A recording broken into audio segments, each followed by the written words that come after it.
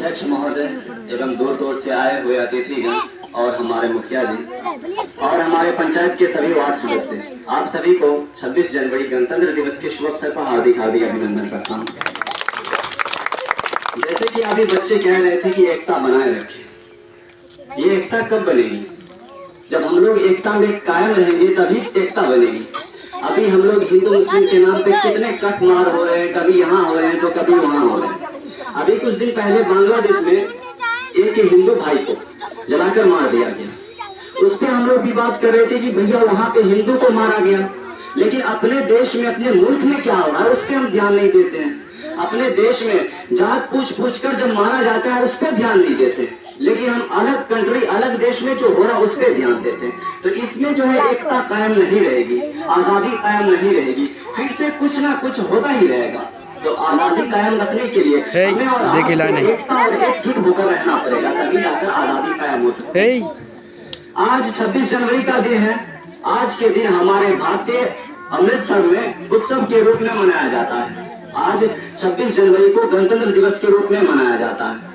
26 जनवरी 1950 को जब संविधान लागू हुआ था, तब से आज तक हम लोग 26 जनवरी को गणतंत्र दिवस के रूप में मनाते हैं। हम लोगों को आजादी 15 अगस्त 1947 को ही मिल गई थी, लेकिन हमारे पास कोई कानून व्यवस्था नहीं। छोटे जातों के लोगों को कह दिया जाता था कि भाई तुम अगर चलते हो तो 1 किलोमीटर पहले ही तुम लाठी लेकर खटखटा के चलो ताकि पता चल जाए कि कोई अछूत आ रहा है।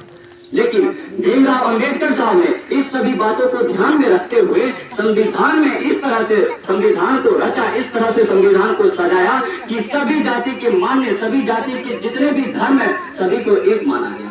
भाई कोई भी जाति, जो भी जाति है, कोई भी जाति अपने जगह पे ठीक है ना, उसमें हमें छुआछूत की भावना मानना है, ना कि उसमें हमें ये करना कि भाई वो छोटा जाति का है वो बड़ा जाति का है। अभी भी आप इंडिया गेट पे जाते हैं तो सबसे ज्यादा वहाँ पे छोटे जातों के लोग की कुर्बानी आपको देखने को मिलेगी, सबका नाम देखने को मिलेगा।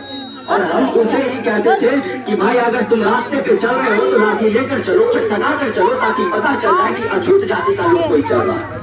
तो इस चीज को खत्म करने के लिए संविधान को लागू किया गया।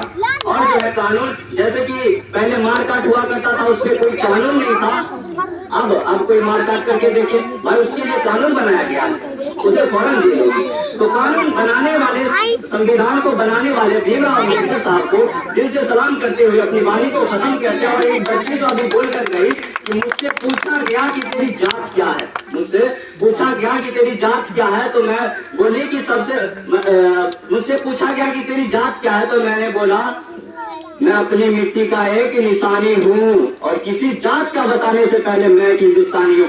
सबसे पहले पहले ये नहीं था, संविधान लागू होने से पहले अगर बोल दिया जाता था कि हिंदुस्तान का हो तो ये मान्य नहीं था, भाई तुम छोटे जात के हो बड़े जात के हो। लेकिन जब से संविधान लागू हुआ भैया तब से हम हिंदुस्तानी है, छोटे जात के लेकिन हिंदुस्तानी। अपनी वाणी को बस यहीं पे समाप्त करता हूँ। बहुत बहुत धन्यवाद कि आप लोगों ने मुझे बोलने का मौका दिया। धन्यवाद। और जो कोई बच्चे हैं जो बोलना चाहते हैं तो